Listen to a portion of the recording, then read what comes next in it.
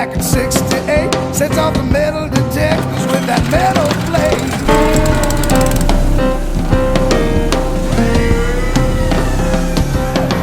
He got teeth of gold like a radiator grill, built like a dude driving all the girls.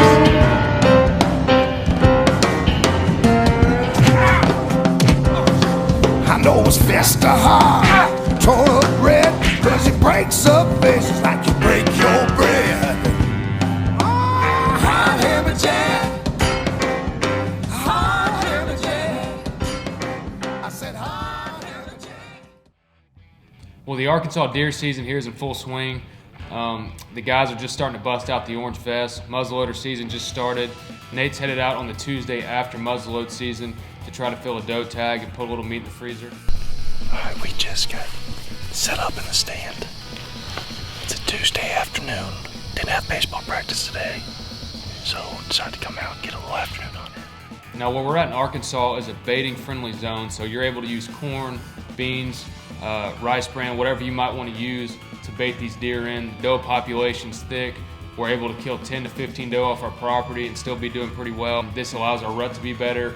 It provides more food for our bucks. It keeps the herd kind of together, and instead of, creating this big bunched up habitat on a couple thousand acres, we're able to thin out the herd, put meat in the freezer, feed our family, as well as spread this deer population out the way it should be. It's about 4:15 right now. It's my first sit on this stand. We call it West Side Bow Stand. We're on the west side of the property. I think it's the first setup we ever put out for bow season. We've killed so many deer off this one spot. We got a beautiful field out in front of us that we'll plant in about 2 weeks for rifle season, but we did plant some turnips, radish, and clover right here in front for this bow spot. The only problem is the entire thing's underwater. I had to walk in about 200 yards. But the deer have been all in here. I walked out and pulled the car today, and these deer still come to this spot walking this road. The woods behind me are flooded.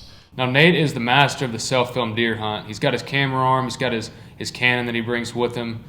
He shoots left-handed, so this stand sets up perfect for him. And Josh is actually hunting about 500 yards to my north. He's in a new food plot that he's seen 30 deer each hunt the past 2 days. Got a few hours. We're going to sit and see how it goes.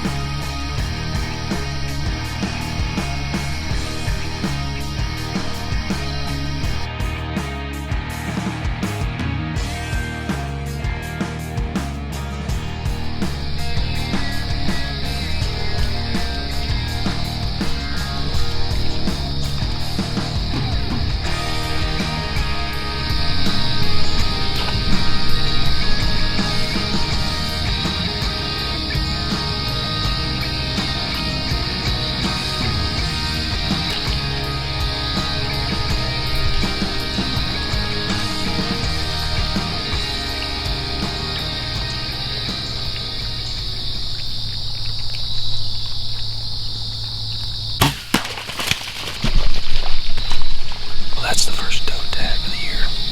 Been sitting in the stands, it's about 4:15. About 30 minutes after I got in here, I had deer all over me. Still have a spike running around the food plot right now.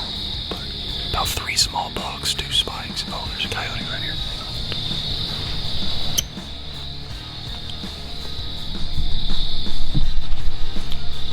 Be dope to choose, guy. 56.